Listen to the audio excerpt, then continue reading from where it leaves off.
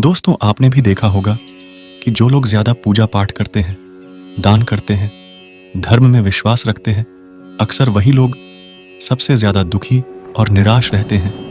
जबकि उनके दूसरी तरफ जो लोग पूजा पाठ नहीं करते, कभी दान नहीं करते, कभी धर्म कर्म में विश्वास नहीं रखते, ऐसे लोग हमेशा खुश और मौज मस्ती में रहते हैं।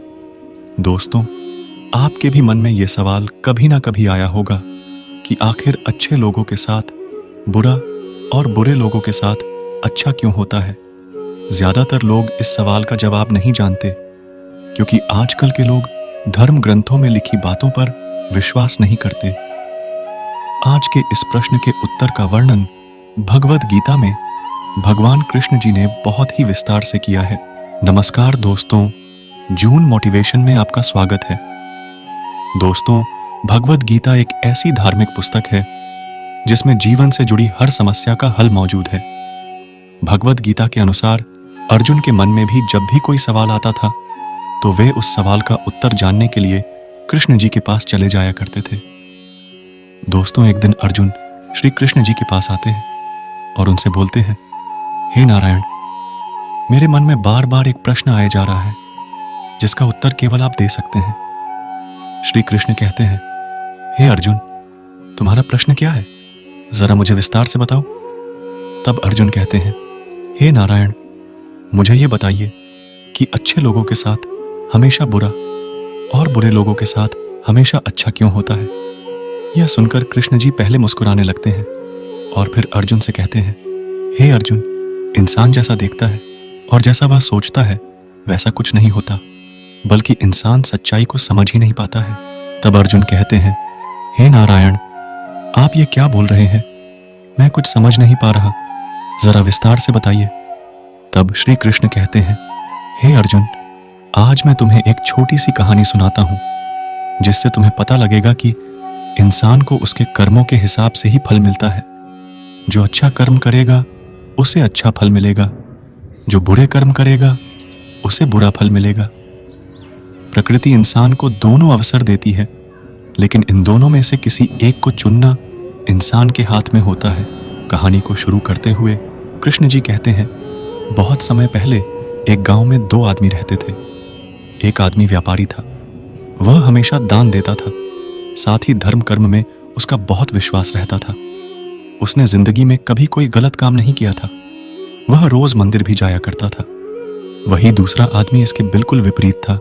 वह मंदिर तो जाता था, लेकिन लोगों का सामान चुराने के लिए और मुफ्त का भोजन करने।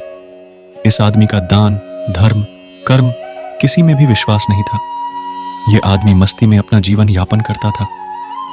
कुछ समय बाद एक दिन बहुत जोरों से बारिश हो रही थी, जिसके कारण हर जगह पानी भर गया था।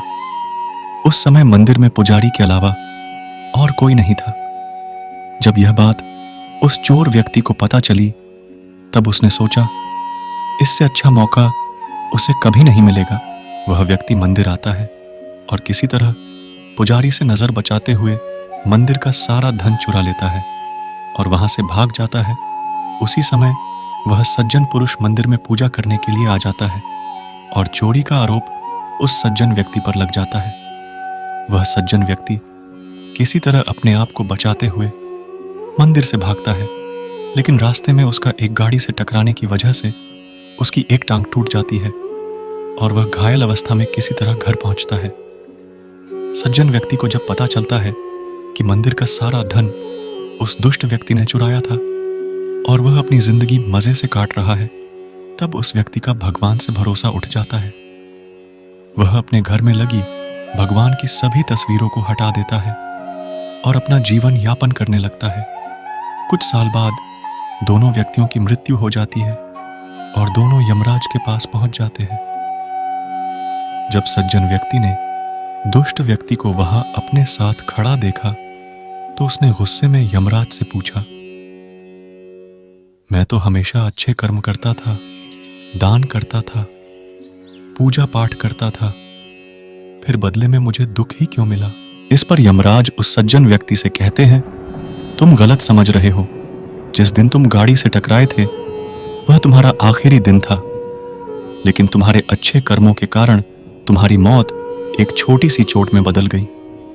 और रही इस दुष्ट व्यक्ति की बात, इसके जीवन में राजयोग था, लेकिन इसके बुरे कर्मों के कारण यह बस एक धन की छोटी सी पोटली में बदल गया। श्री कृष्ण अब अर्जुन से कहते हैं, हे अर्जुन, तुम्हें तुम्हारे सवाल का जवाब मिल गया होगा। और कोई ऐसा सोचे कि भगवान उनके कर्मों को अनदेखा कर रहे हैं, यह बिल्कुल भी सही नहीं है।